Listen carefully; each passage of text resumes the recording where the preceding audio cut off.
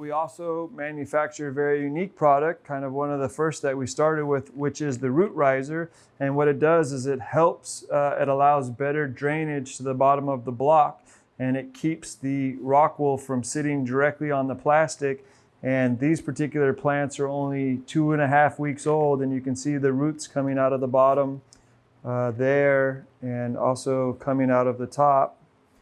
But we find that we can set them up on automatic watering, and the plants really, they do excellent.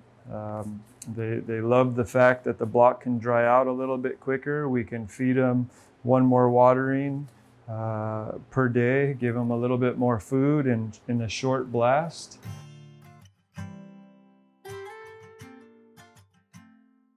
Yes, it keeps the block directly on the bottom. So if you can imagine water coming down through the top, it gives it that much room to drain. And even these trays, they have drainage channels, but they're not that deep, and it just sits down on it, and the water, as it drains through the block, it suffocates it, or it actually just sits in its own water. And so you have to wait longer, especially in veg. During flower, it's not so much of a problem, but early on in veg is when you see more explosive root development. The plants just look happier.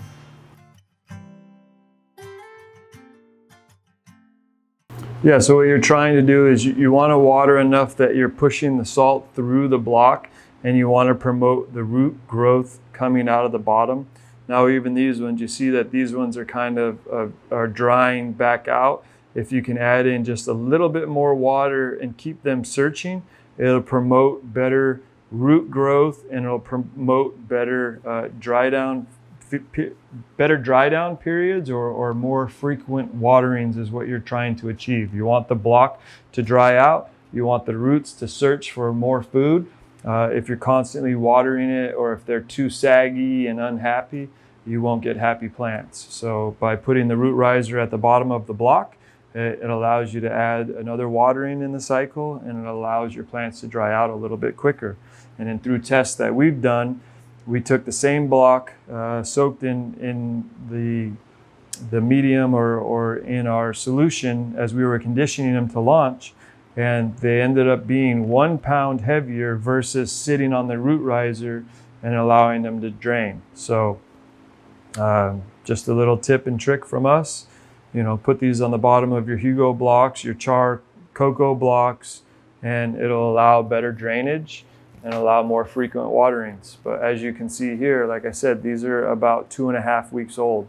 They've been really jamming, and they look like they're doing great, and they're ready to be launched into the flowering room.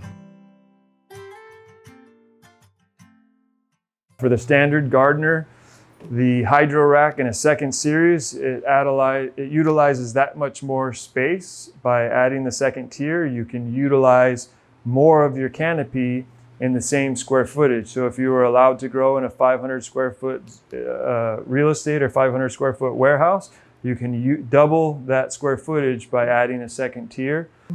We've been at this for over 18 years, and that's how we've designed some of these products and some of these tips and tricks. So thank you guys for tuning in and watching our channel. Stay tuned for more informative information. Any questions, just give us a call or shoot us an email.